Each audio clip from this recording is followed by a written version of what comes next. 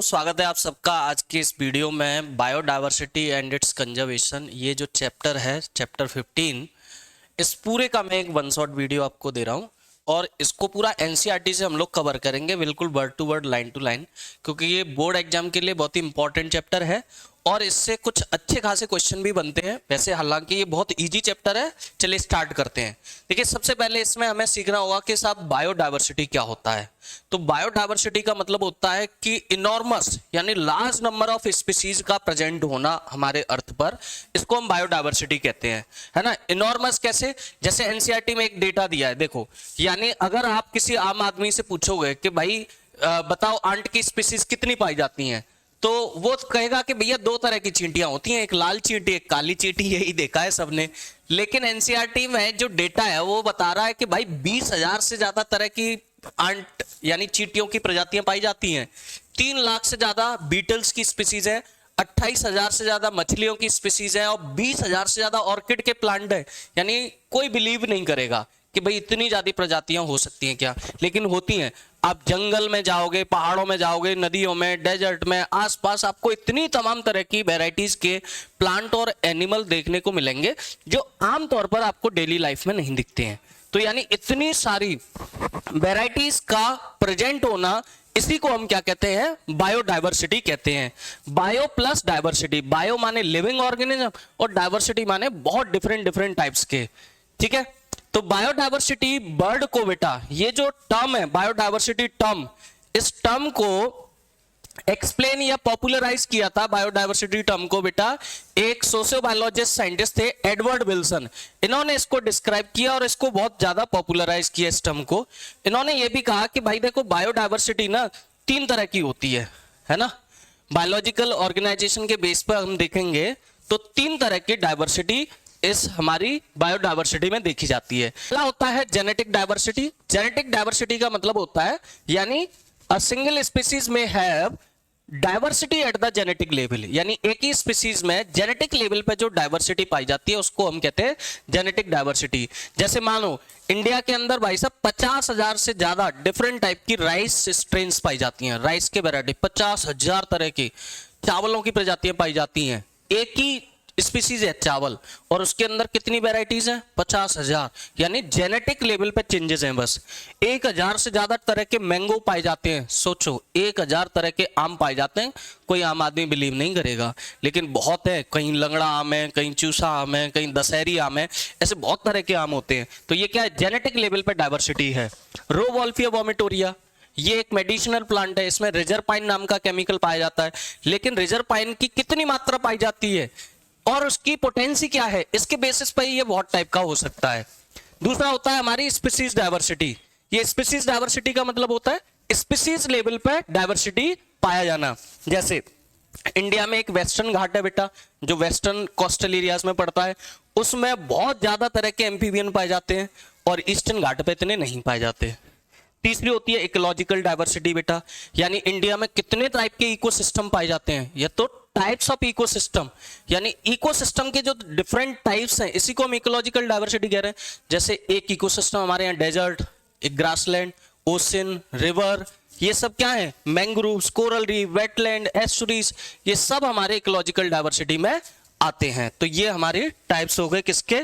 Diversity के। 3 तरह की डायवर्सिटी हमारी हो गई बेटा। इसमें फिर एक चीज आती है कि how many species are there on earth and how many in India, कितनी इंडिया में पाई जाती हैं। तो इसके बारे में आप जब रीड करोगे एनसीईआरटी को तो तुम्हें यहाँ एक डेटा मिलेगा जो IUCN के द्वारा 2004 में जारी किया गया था। IUCN क्या है? ये एक संस्था है जिसका नाम है international union for conservation of nature and natural resources.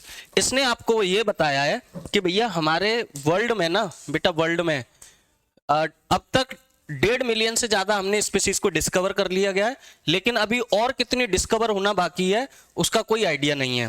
लेकिन इसके लिए क्या है, कुछ एजुकेटेड गैस किए गए हैं कि कितनी और खोजना बाकी है। तो इस गैस में ये कहा गया है बेटा, अनुमान ये लगाया गया है कि भैया ट्रॉपिकल कंट्रीज में टेम्परेट कंट्रीज से ज्यादा स्पीसीज पाई जाती हैं। ठीक है, ट्रॉपिकल रीजन्स में ज्यादा स्पीसीज पाई जाती हैं देन टेम्परेट रीजन्स। तो इसके बारे में रॉबर्ट मे का जो अनुमान है वो सबसे सटीक बैठा है।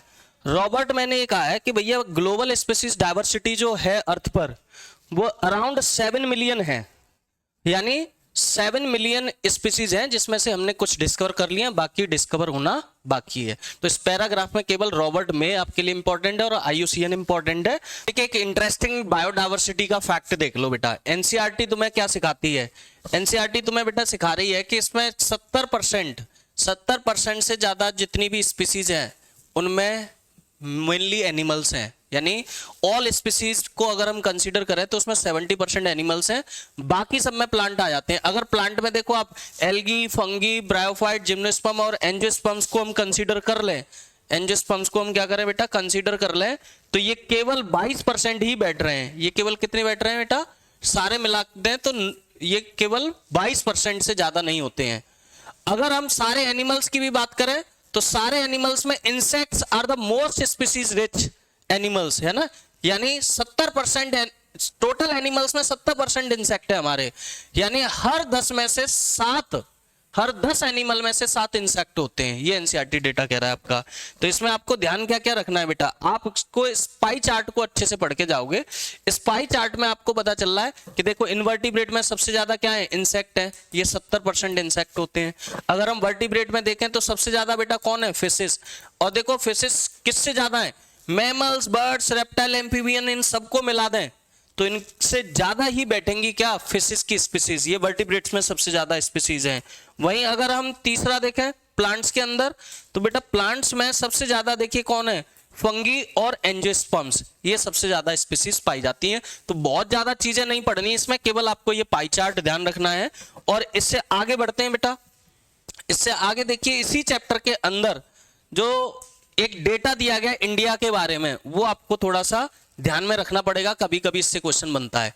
देखिए यहां पे दिया गया कि इंडिया का टोटल लैंड एरिया का वर्ल्ड का इंडिया के पास केवल 2.4% है, लेकिन इंडिया के पास बायोडायवर्सिटी कितनी है? ग्लोबल डायवर्सिटी का 8.1% इंडिया के पास बायोडायवर्सिटी है।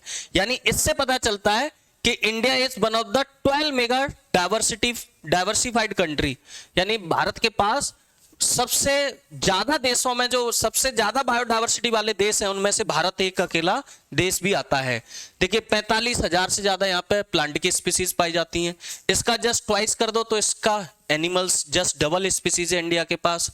लेकिन अगर हम रॉबर्ट मे का अगर ग्लोबल एस्टिमेट भारत के ऊपर लागू करते हैं बेटा, तो इसका मतलब यह है कि 22% of the total species have been recorded so far, यानी अभी तक हमने कितनी केवल 22% स्पीसीज को रिकॉर्ड किया है और बाकी स्पीसीज अभी रिकॉर्ड होना यानी रिसर्च होना बाकी है।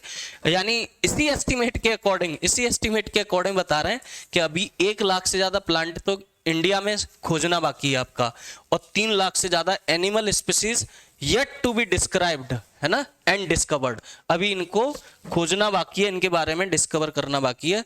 तो पूछा जा रहा है एक क्वेश्चन कि क्या तुम ये सारी बायोलॉजिकल वेल्थ को डिस्कवर कर पाओगे? तो भाई साहब कभी नहीं कर पाओगे, क्योंकि यहाँ पे जो सिचुएशन दिख रही है ना वो कैसी दिख रही है पता है? होपलेस दिख रही है यहाँ पे सिचुएशन। क्यों दिख रही है? क्योंकि आप नेचर को अगर एक बायोलॉजिकल लाइब्रेरी मान लो तो ये कह रहे हैं कि ये जल रही है, इसमें इतनी तेजी से स्पीसीज खत्म हो रही हैं कि आप इसके कैटलॉग को भी कंप्लीट नहीं कर पाओगे, उससे पहले ये जल जाएगी। यानी नेचर एक लाइब्रेरी की तरह जिसमें स्पीसीज किताबों की तरह हैं। आप किताबों के नाम लिख रहे हो कि हमारे पास कौन कौन सी किताब है, इसे कह रहे हैं कि आप स्पीसीज को डिस्कवर कर रहे हो, लेकिन उधर से स्पीसीज जलती जा रही हैं, यानी खत्म होती जा रही हैं। नेचर की लाइब्रेरी बर्न हो रही है, तो डिस्कवर करना बड़ा मुश्किल है भाई, क्योंकि ह्यूमन एक्टिविटी इतनी बढ़ गई है कि बायोडायवर्सिटी बहुत तेजी से लॉस्ट हो रही है। एक इंपॉर्टेंट टॉपिक बेटा इसमें बनता है पैटर्न ऑफ बायोडायवर्सिटी। ये पैटर्न ऑफ बायोडायवर्सिटी का मतलब है कि बायोडायवर्सिटी का अरेंजमेंट कैसा है इस पूरे अर्थ पर। तो इसमें अरेंजमेंट ये है बेटा कि लैटिट्यूडनल ग्रेडियंट देखा जाता है। लैटिट्यूडनल ग्रेडियंट क्या है? ये बहुत इंपॉर्टेंट टॉपिक है यहाँ पे। लैटिट्यूडनल ग्रेडियंट का मतलब ये है कि अगर आप स्पीसीज डायवर्सिटी को खोजने के लिए if you are moving from equator towards the poles, अगर आप इक्वेटर से पोल्स की तरफ जाओ, देखिए ये हमारी अर्थ है बेटा, इस पर ये इक्वेटर है 0 डिग्री पर, है ना, ये क्या है हमारा इक्वेटर है, इसे हम 0 डिग्री मान लेते हैं, और इधर से ऊपर नॉर्थ पोल है, इधर से नीचे जाओगे तो ये साउथ पोल है, ये अर्थ है पूरा। तो ये कह रहे हैं चाहे आप नॉर्थ पोल की तरफ जाओ या साउथ पोल की तरफ जाओ, तो यहाँ पे जो स्पीसीज की रिचनेस है या स्पीसीज की जो डाइवर्सिटी है बेटा वो घटती चली जाती है, वो घटती चली जाती है। यानी 23.5 डिग्री नॉर्थ रीजन में जाओ और 23.5 डिग्री साउथ रीजन में जाओ, तो यहां तक तो ये पूरा इक्वेटर माना जाता है, ट्रॉपिकल रीजन है, तो यहां तक तो स्पीसीज रिचनेस पाई जाएगी। इससे ऊपर स्पीसीज रिचनेस घटती चली जाती है। एक एग्जांपल से समझो, ये कह रहे हैं कोलंबिया नाम का जो देश है बेटा, ये इक्वेटर पे है। मान लो इसमें 1400 स्पीसीज पाई जाती हैं बर्ड्स की, तो इससे ऊपर जाओगे तो न्यूयॉर्क 41 डिग्री नॉर्थ में जाओगे तो इस पर केवल 105 स्पीसीज रह जाती हैं। न्यूयॉर्क से और ऊपर जाओगे तो एक देश मिलेगा आपको ग्रीनलैंड 71 डिग्री नॉर्थ में, इसके पास केवल 56 स्पीसीज रह जाती हैं। यानी पहले कितनी थी 1400 स्पीसीज, उससे ऊपर गए तो 105 स्पीसीज रह गई, उससे ऊपर रह गए तो 56 स्पीसीज ही रह गई। क्या हो रहा है बेटा, स्पीसीज रिचनेस घट रही है, इक्वेटर से कहां जा रहे हैं हम, पोल्स की तरफ। तो यही भारत के सीन में, भारत के अगर आप देखोगे तो इंडिया क्या है, इंडिया का ज्यादातर जो एरिया है वो कहां पड़ता है पता है, इक्वेटर के नजदीक, इसलिए भारत में भी लगभग 1200 से ज्यादा प्रजातियां पाई जाती हैं। आप अमेजॉन रेन फॉरेस्ट की बात करो भाई साहब, दुनिया का सबसे बड़ा ये रेन फॉरेस्ट है ना, साउथ अमेरिका में पड़ता है, तो इसका मैक्सिमम एरिया कहां पड़ रहा है, ट्रॉपिकल रीजन में, इसलिए इसके पास सबसे ज्यादा बायोडाइवर्सिटी है। देख लेना आप, 40,000 से ज्यादा प्लांट हैं, 3,000 से ज्यादा मछली हैं, 1300 से ज्यादा यहाँ पे बर्ड्स हैं बेटा, ठीक है, 427 मैमल्स हैं, एम्फीबियंस हैं, दुनिया की सबसे ज्यादा बायोडाइवर्सिटी यहीं पे पाई जाती है। तो क्यों पाई जाती है, क्या रीजन है भाई, अगर आपसे पूछा जाए कि why biodiversity is rich in tropical regions, ऐसा क्यों है भाई, तो इसके बारे में कई सारी हाइपोथेसिस दी गई हैं, कई सारी हाइपोथेसिस हैं। एक हाइपोथेसिस क्या कहती है बेटा कि देखो स्पेसिएशन यानी नई स्पीसीज का बनना, यानी स्पीसीज का रिचनेस होना, ये एक फंक्शन ऑफ टाइम है, यानी ये टाइम के साथ ही स्पीसीज रिचनेस हो पाती है, जो कि टेम्परेट रीजन में नहीं हो पाया, क्योंकि टेम्परेट रीजन में हमेशा फ्रीक्वेंट ग्लेशिएशंस होते रहे हैं पास्ट में, इसलिए वहां पर नई स्पीसीज नहीं बन पाई, टाइम की वजह से वहां डिस्टर्बेंस होता रहा है।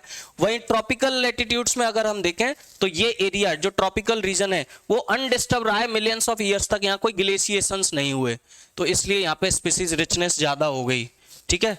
तो दूसरा रीजन क्या दिया है, दूसरी हाइपोथेसिस क्या कहती है बेटा, देखो दूसरी हाइपोथेसिस कहती है कि जो ट्रॉपिकल एनवायरनमेंट है वो टेम्परेट रीजन की तरह नहीं है, लेस सीजनल है, ये यहाँ पे लॉन्ग सीजन्स चलते हैं, जैसे गर्मियां रहेंगी तो लंबे समय तक रहेंगी, सर्दियां रहेंगी तो लंबे समय तक रहेंगी, तो यहाँ पे लेस सीजनल है, बहुत ज्यादा सीजन नहीं आते हैं, तो एक ये रीजन हो गया। और तीसरा रीजन है बेटा जो इंपॉर्टेंट है वो है सोलर एनर्जी का मोर इनपुट, यानी ज्यादा एनर्जी अवेलेबल रहना ट्रॉपिक रीजन में, इसलिए यहाँ की प्रोडक्टिविटी भी ज्यादा है। ये तीन मेजर टॉपिक हैं, मेजर कारण हैं जिनकी वजह से यहाँ पे स्पीसीज डाइवर्सिटी पाई जाती है। दूसरा देखो, एक टॉपिक है स्पीसीज एरिया रिलेशनशिप। ये स्पीसीज एरिया रिलेशनशिप क्या है, स्पीसीज का एरिया के साथ रिलेशन क्या होता है, इसके बारे में अलेक्जेंडर वॉन हम्बल्ट ने बेटा बताया था, ये इंपॉर्टेंट है। इन्होंने कहा था कि अगर आप किसी रीजन को इंक्रीज करते जाओ तो उसमें स्पीसीज की रिचनेस भी बढ़ती जाएगी, लेकिन एक लिमिट तक ही बढ़ेगी। यानी इसका इन्होंने क्या दिया था पता है, इन्होंने एक लॉग दिया था, इन्होंने कहा था कि log s इक्वल टू हमेशा log c plus Z log a। ये क्वेश्चन याद करनी है, बाकी इस पर कोई न्यूमेरिकल नहीं बनता, इसमें हाइपरबोला कर्व बनता है, स्पीसीज रिचनेस बढ़ रही है लेकिन एक लिमिट तक, एक टाइम के बाद स्पीसीज रिचनेस बढ़ना बंद हो जाता है। एस यहाँ पे स्पीसीज रिचनेस है, ए एरिया है, एस जेड स्लोप है, वाई इंटरसेप्ट है, बाकी इसमें कुछ भी नहीं है। जो अगला टॉपिक है इसमें स्पीसीज एरिया रिलेशन से पढ़ने के बाद इसमें बहुत इंपॉर्टेंट टॉपिक है the importance of species diversity to the ecosystem. ठीक है, बोर्ड में अगर इस तरीके से क्वेश्चन आता है कि इकोसिस्टम में स्पीसीज डाइवर्सिटी का क्या इंपॉर्टेंस है, तो स्पीसीज डाइवर्सिटी जितनी ज्यादा होगी उतना क्या होगा बेटा, यहाँ पे उतना ही ज्यादा यहाँ पर स्टेबिलिटी होगी। स्टेबल का मतलब क्या है, देखिए a stable community should not show too much variation in productivity from year to year. यहां से यहां तक आप इसको बिल्कुल हाईलाइट कर लो एनसीईआरटी को, यानी स्टेबल कम्युनिटी उसको कहा जाता है जिस कम्युनिटी में वेरिएशंस नहीं आते, यानी बायोमास प्रोडक्शन जो होता है वो हर साल लगभग समान रहता है, ऐसी कम्युनिटी को हम स्टेबल कम्युनिटी कहते हैं। दूसरा, ऐसी कम्युनिटी जो रेजिस्टेंट है या रेजिलिएंट है टू द ओकेजनल डिस्टर्बेंस, यानी ऐसा कोई भी इकोसिस्टम जहां पर कोई नेचुरल या मैनमेड डिस्टर्बेंस नहीं हो रहा, तो ऐसी कम्युनिटी को हम क्या कहेंगे, स्टेबल कहेंगे। और स्टेबल तभी रहेगी जब यहां पर स्पीसीज डाइवर्सिटी ज्यादा होगी। दो बता दिए मैंने। तीसरा पॉइंट देखो, it must also be resistant to invasion by alien species. भाई कोई विदेशी स्पीसीज भी अगर वहां पे आ जाए तो वो उसे भी झेल ले, उससे भी उस पर कोई इफेक्ट ना पड़े, उसे हम स्टेबल कहेंगे। But we don't know how these attributes are linked to species richness in a community। देखिए इसका डायरेक्ट स्पीसीज रिचनेस से क्या लिंक है इसके बारे में हमें कुछ नहीं पता था। फिर बाद में बेटा एक डेविड टिलमैन आए और डेविड टिलमैन ने एक लॉन्ग टर्म इकोसिस्टम एक्सपेरिमेंट किया using a outdoor plot, provide some tentative answer. देखो यहीं से क्वेश्चन आपका बनता है, आपसे पूछ लिया जाएगा कि डेविड टिलमैन का लॉन्ग टर्म इकोसिस्टम एक्सपेरिमेंट क्या था, उसको एक्सप्लेन करो। बोर्ड के एग्जाम में मान लो ये आ गया तो आप इसका आंसर यही लिखोगे कि Tilman found that plot with more species so less year to year variation in total biomass. इन्होंने एक बाहर एक बड़े से प्लॉट में बहुत सारी स्पीसीज ग्रो कराई, स्पीसीज डाइवर्सिटी बढ़ा दी, तो इन्होंने देखा कि भैया ऐसी इकोसिस्टम है जो टोटल बायोमास का जो प्रोडक्शन है वो लगभग समान रहता है year to year. He also so that the increase diversity contribute to higher productivity. यानी जहां ज्यादा बायोडाइवर्सिटी होगी उतना ज्यादा वहां पर प्रोडक्टिविटी होगी। तो डेविड टिलमैन ने इस बात को क्या कर दिया बेटा, एक्सपेरिमेंटली प्रूफ कर दिया कि जहां पर भी स्पीसीज डाइवर्सिटी ज्यादा होती है वो कम्युनिटी या वो इकोसिस्टम स्टेबल माना जाता है। ठीक है, आगे देखिए बेटा, आगे इसको हम जोड़ देते हैं यहां पे एक बहुत ही इंपॉर्टेंट टॉपिक से, और वो इंपॉर्टेंट टॉपिक है यहाँ पे रिवेट पोपर हाइपोथेसिस। बेटा ये रिवेट पोपर हाइपोथेसिस क्या, ये भी बोर्ड के लिए बहुत इंपॉर्टेंट है ना। रिवेट पोपर हाइपोथेसिस ये थी बेटा, एक ये साइंटिस्ट थे, स्टैमफोर्ड इकोलॉजिस्ट थे, पॉल अर्लिक, है ना। पॉल अर्लिक ने कहा था कि भैया आप अपने इकोसिस्टम को ना एक एरोप्लेन की तरह समझो। हमारा जो इकोसिस्टम है वो एक एरोप्लेन की तरह है और इसके जितने भी पार्ट्स आपस में जुड़े हुए हैं भाई थाउजेंड्स ऑफ रिवेट्स, यानी बहुत सारी रिवेट्स के द्वारा। भाई आपने देखा है प्लेन कैसे बनाया जा रहा है, उसकी जो बॉडी है उसमें विंडो है, कील ठोकी होंगी विंडो बनाने के लिए, सीट लगाई होंगी उसमें कील ठोकी होंगी, उसके विंग्स लगाए होंगे, उसमें जितने भी पार्ट्स लगे हैं, डोर लगा है, उस सब में रिवेट्स लगी होंगी। तो आप समझो जो प्लेन है वो इकोसिस्टम है और इसमें जो रिवेट ठुकी है, इसमें जो कीलें ठुकी हुई हैं, ये सब प्रजातियां हैं, ये सब स्पीसीज हैं। ठीक है, तो ये कह रहे हैं if the passenger travelling in it start popping a rivet to take home, मतलब उस प्लेन में सफर करने वाले जो यात्री हैं बेटा, अगर वो क्या करें एक एक रिवेट उखाड़ के अपने घर ले जाना शुरू करें तो धीरे धीरे सारी रिवेट्स उखड़ना शुरू हो जाएंगी। और रिवेट से उखड़ेंगी तो प्लेन की जो बॉडी है वो बेटा हिलना डुलना शुरू होगी और फिर वो सारी बॉडी उखड़ जाएगी और पूरा जो प्लेन है वो उड़ता हुआ जो प्लेन है, समझो कि अगर उसके विंडो उखड़ जाए, उसका गेट उखड़ जाए, उसकी सीटें उखड़ जाए तो प्लेन क्या होगा, क्रैश हो जाएगा। यानी यही कह रहे हैं कि इस पूरे इकोसिस्टम में जो रिवेट्स हैं वो प्रजातियां हैं, वो स्पीसीज हैं, वो स्पीसीज अगर धीरे धीरे खत्म होंगी तो ये जो प्लेन रूपी हमारा जो पारिस्थितिकी है, जो इकोसिस्टम है, ये क्रैश हो जाएगा, ये खत्म हो जाएगा। लेकिन इन्होंने एक ब्यूटीफुल लाइन बेटा क्या जोड़ दी, इन्होंने ये कहा कि it may not effect flight safety initially. ये कह रहे हैं हो सकता है शुरुआत की 10, 20, 50, 100 रिवेट उखड़ने में प्लेन की कोई सेफ्टी पे ज्यादा प्रभाव ना पड़े। मान लो कोई बैठा पैसेंजर उस सीट के बोल्ट उखाड़ के ले गया तो हो सकता है सीट के बोल्ट उखड़ने से प्लेन पर कोई ज्यादा असर ना पड़े, लेकिन but more and more rivets are removed. लेकिन जैसे ही आप लगातार रिवेट्स उखाड़ते रहोगे तो क्या होगा, the plane become dangerously weak over a period of time. एक टाइम के बाद पूरा जो प्लेन है वो क्या खतरे में पड़ जाएगा। ऐसे ही ठीक ऐसे ही loss of rivets on the wings, है ना, is obviously a more serious threat to flight safety than loss of few rivets on the seats or window inside the plane। ये कह रहे हैं मान लो कोई सीट की रिवेट उखाड़ रहा है, फिर कोई व्यक्ति विंडो की रिवेट उखाड़ रहा है, कोई विंग्स की उखाड़ रहा है, तो भैया ज्यादा प्रभाव कौन डालेगा, देखो विंग्स डालेंगे, विंडो डालेगा और सीट सबसे कम।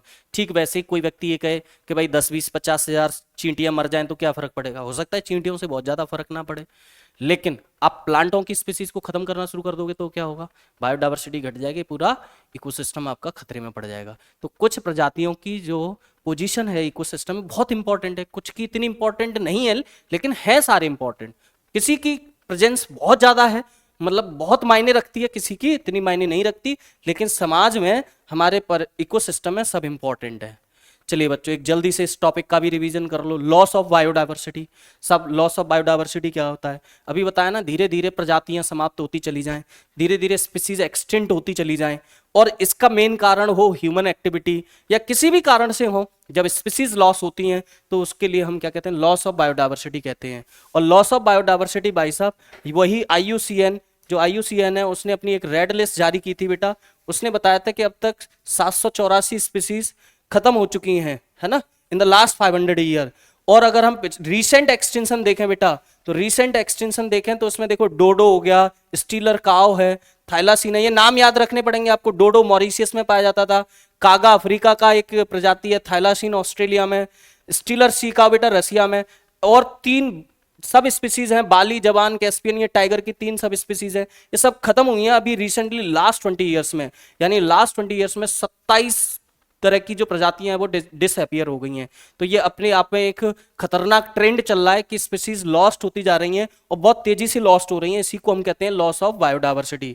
लेकिन सबसे इंपॉर्टेंट थ्रेट क्या है? अगर आप देखोगे कि इतनी तेजी से अगर स्पीसीज लॉस्ट हो रही हैं बेटा, तो ये सारी जो लॉस है, क्या अभी पहली बार ऐसा हो रहा है? तो ये कह रहे हैं कि भाई पहली बार नहीं हो रहा है, बस ये है कि ये जो मास एक्सटेंशन है, ये पहले जो मास एक्सटेंशन हुए हैं उनसे बहुत ज्यादा स्पीड से हो रहा है। ये 6वां मास एक्सटेंशन चल रहा है बेटा। मास एक्सटेंशन जो चल रहा है ये बहुत तेजी से चल रहा है। आप कह सकते हो 100 से 1000 गुना तेज चल रहा है ये जो मास एक्सटेंशन है। और इसके लिए अकेला जिम्मेदार कौन दिखाया जा रहा है भाई साहब? प्री ह्यूमन टाइम से जो चला था उसमें इतना नहीं हुआ था, तो इसका जो जिम्मेदार माना जा रहा है वो है ह्यूमन की एक्टिविटी। जब आप ऐसे उंगली करते हो किसी की तरफ, तो ये 3 उंगली हमारी तरफ खुद होती हैं, तो हम किसी और को दोष नहीं दे सकते, खुद ह्यूमन की एक्टिविटी हैं जिनकी वजह से हमारी बायोडायवर्सिटी लॉस हो रही है। जैसे आपकी ह्यूमन एक्टिविटी क्या है? हमने क्या किया बेटा? कोलोनाइजेशन बढ़ा दिया, शहरीकरण हो रहा है, नए नए शहर बसा रहे हैं, फिर डेवलपमेंट कर रहे हैं, रोड बना रहे हैं, हाईवे बना रहे हैं, फिर आप उसमें मॉल बना रहे हैं, इंडस्ट्रीज बना रहे हैं, एग्रीकल्चर के लिए आप जंगलों को काट रहे हैं। तो ये सारी चीजें क्या कर रही है? हमारे बायोडायवर्सिटी को लॉस कर रही हैं। ठीक है, तो अब अगला है इसमें कॉजेज ऑफ बायोडायवर्सिटी लॉस, यानी ये जो बायोडायवर्सिटी लॉस हो रहा है बेटा, इसके मेन कारण क्या है? देखिए इसके 4 मेन कारण है और इनको बोला जाता है the evil quartet. The evil quartet में सबसे मुख्य कारण है बेटा हैबिटेट लॉस एंड फ्रेगमेंटेशन। यानी हम क्या कर रहे हैं? हम हैबिटाट्स को, जो प्रजातियों के घर हैं, स्थान है, उनके प्लेसेस, उनको खत्म करते जा रहे हैं। जैसे एक एग्जाम्पल समझो, देखिए हमारे पास जो ट्रॉपिकल रेन फॉरेस्ट था ना बेटा, उसका लैंड एरिया 14% हुआ करता था किसी टाइम में पूरे अर्थ का। आज के टाइम में वो केवल 6% बचा है। यानी जो रेन फॉरेस्ट थे, जो 14% एरिया में पाए जाते थे, अब वो केवल 6% है। कहाँ गए? 8% रेन फॉरेस्ट कहाँ गए? काट दिए हमने। रेन फॉरेस्ट काट के उसे अपने लैंड में, अपने कोलोनाइजेशन में मिला लिया, वो खत्म कर दिया हमने उनका, है ना। हम सोयाबीन की खेती कर रहे हैं उसमें, है ना, ग्रास लैंड में कन्वर्ट कर लिया, एग्रीकल्चर लैंड में कन्वर्ट कर लिया, टेरिटरीज बना ली वहां पर आपने। तो जो प्रजातियां जिनको बड़े बड़े स्पेस चाहिए, है ना, घूमने फिरने के लिए, रहने के लिए, वो तो खत्म हो जाएंगी, उन पर तो नकारात्मक बैड इफेक्ट पड़ेगा। तो ये एक मेन रीजन है हैबिटेट लॉस करना, हम प्रजातियों के हैबिटेट्स को खत्म कर रहे जा रहे हैं। दूसरा होता है बेटा ओवर एक्सप्लॉयटेशन। ओवर एक्सप्लॉयटेशन का मतलब क्या है? आप प्रजातियों, आपको ठीक है नेचर से चीजें चाहिए, वो आपकी नीड हो सकती है, आपको लकड़ी चाहिए, सब्जी चाहिए, फल चाहिए, दवाइयां चाहिए, नेचर से मिल रही हैं, तो वो आपकी नीड है। लेकिन जब आपकी नीड बेटा ग्रीड में बदल जाती है, यानी जब आप उसको बिजनेस के लिए या दूसरों के फायदे, दूसरों को देने के लिए, अपने फायदे के लिए जब यूज करने लगते, तो उसे ओवर एक्सप्लॉयटेशन कहते हैं। आप अपनी नीड से ज्यादा जब एनवायरमेंट को यूज करते हो तो उसे एक्सप्लॉयटेशन कहते हैं। फॉर एग्जाम्पल आप देख लो, स्टीलर सी काव, पैसेंजर पिजन पी, ये सब खत्म हुए हैं पिछले कुछ सालों में। तीसरा एलियन स्पीसीज इन्वेजन।